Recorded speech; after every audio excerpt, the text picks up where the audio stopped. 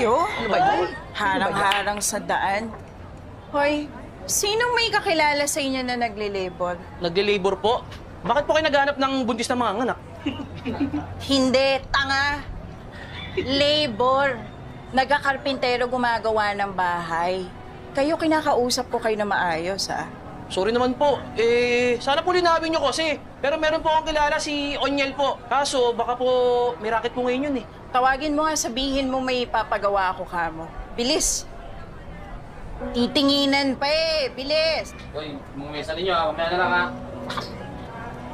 Kakamot-kamot pa eh. Gusto naman. Ay, Ano? may mga alipin Ano? siya. Reyna ba siya? Diba? Pinapatamaan mo ba ako? Bakit? Nabukulan ka ba?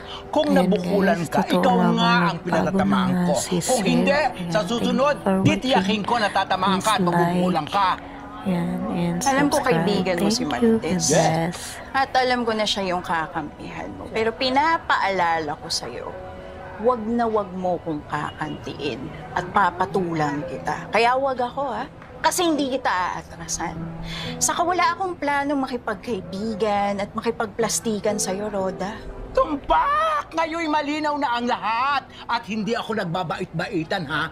FYI, for your information. Tambay ako sa guidance office at sa principal's office nung bata pa ako. At ngayon sa barangay hall at sa presinto.